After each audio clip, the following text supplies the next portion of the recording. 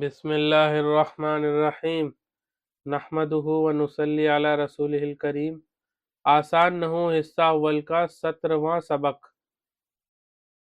پیچھے سے جو بات چل رہی تھی یعنی منصوبات، وہی ہم پڑھ رہے ہیں۔ مفعول لہو آ گیا اب اس میں، مفعول لہو۔ تو مفعول لہو وہ اسم ہے جس کی وجہ سے کام کیا گیا ہو۔ مفعول لہو کیوں پڑھ رہے ہیں ہم؟ کیونکہ منصوبات کی قسم ہے، یعنی یہ جب آئے گا جملے میں تو منصوب آئے گا، اس پر نصب ہوگا۔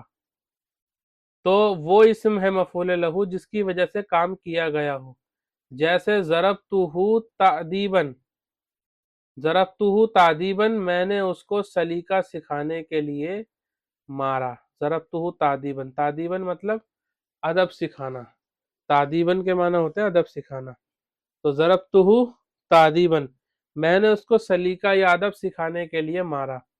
اس میں تعدیباً مفعول لہو ہے کیونکہ وہ فعل مارنے کی غرض ہے، یعنی کس وجہ سے مارا، تو وہ بات جو ہے وہ کیا ہے؟ ادب سکھانا، تو اس لیے اسے مفعول لہو کہتے ہیں، اس وجہ سے آیا ہے مفعول لہو۔ اب آ گیا مفعول معہ۔ مفعول معہ، مفعول معہ کیا ہے؟ وہ اسم ہے جو واو بمعنی مع، ایسا واو جو مع کے معنی میں ہو۔ مع کا مطلب ہوتا ہے ساتھ میں یا اس کے ساتھ، یہ ایسے استعمال ہوتا ہے مضاف مضاف الیہ کر کے، یہ مضاف بنتا ہے، آگے والا مضاف الیہ، تو مع ایسے استعمال ہوتا ہے۔ تو وہ اسم ہے مفعول معہ جس میں جو واو ہوتا ہے وہ مع کے معنی میں ہوتا ہے، ٹھیک ہے، اور اس کے بعد جو آئے گا، جو واو بمعنی مع کے بعد آئے وہ ہوگا مفعول معہ، یعنی واو کے بعد آ رہا ہے وہ مفعول معہ ہے، اور وہ جو واو ہے وہ مع کے معنی میں ہے۔ جیسے جاء قاسم والکتابہ، اس میں الکتابہ پہ جو زبر ہے یہ اس وجہ سے ہے کیونکہ یہ مفعول معہ ہے، ٹھیک ہے۔ واو کے بعد بہت سارے اسم آتے ہیں، کبھی پیش بھی آتا ہے، کبھی زیر بھی آتا ہے، اور کبھی زبر بھی آتا ہے۔ تو زبر آپ دیکھیں گے تو آپ کو ایک بار یہ بھی سوچنا پڑے گا کہ کہیں یہ مفعول معہ ہو تو نہیں، تو اس لیے مفعول معہ انہوں نے ذکر کر دیا، منصوبات کی قسم میں سے ہے، اور یہ اس طریقے سے آتا ہے۔ اس کا ترجمہ ہوگا قاسم کتاب کے ساتھ آیا، کتاب کے ساتھ آیا، تو دیکھیں ترجمہ ہو رہا ہے معہ والا۔ اب آ جاتے ہیں مفعول فیہ۔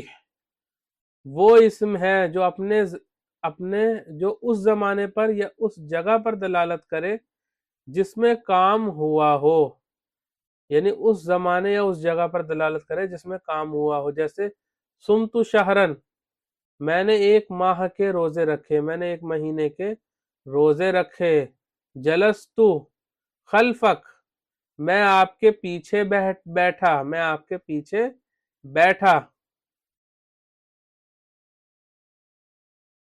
حاشیے میں بھی دیکھ لیتے ہیں ایک بار، اوپر انہوں نے حاشیہ ذکر کیا تھا۔ تعدیباً کا ترجمہ سزا دینے کے لیے بھی ہو سکتا ہے۔ اچھا، سزا دینے کے لیے، سزا ہے کچھ اور، ہاں سزا ہی ہے، سزا دینے کے لیے۔ ترکیب، جاء فعل، قاسم فاعل، واو حرف بمعنی مع، الکتاب مفعول معہ، یہ انہوں نے ترکیب بھی بتا دی اس کی۔ تو ظرف کو دیکھتے ہیں اب ہم۔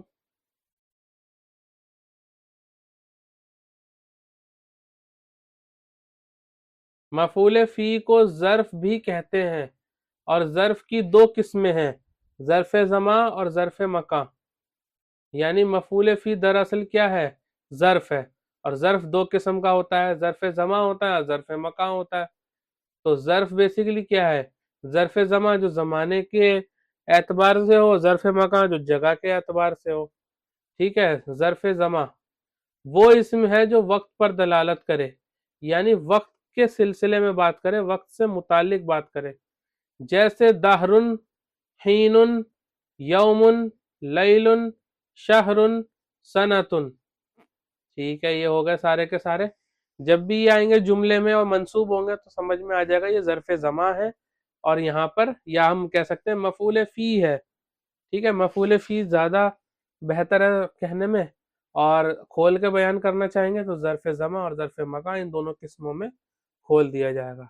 ظرف مکان وہ اسم ہے جو جگہ پر دلالت کرے، جیسے خلف، امام، دار، مسجد، یہ سب جب منصوب آئیں گے تو سمجھ میں آ جائے گا ظرف مکان ہے یہ جملے میں۔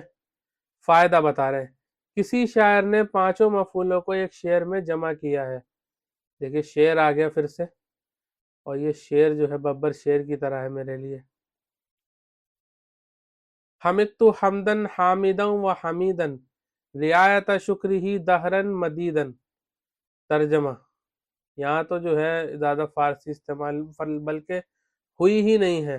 حمدت حمدن حامدن و حمیدن رعایت شکرہ دہرن مدیدن، میں نے خوب تعریف کی حامد کی حمید کے ساتھ اس کے شکر کی رعایت میں ایک لمبے زمانے تک۔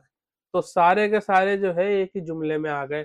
حمد تو فعل ہے فاعل کے ساتھ، فاعل ہے اس میں اس کی تا ضمیر، حمدن جو ہے اس کا مفعول مطلق ہو گیا، حامدن جو ہے مفعول بہی ہو گیا، اور وہ حمیدن ہو گیا یہ مفعول معاہو۔ ٹھیک ہے، رعایت شکری ہی، یہ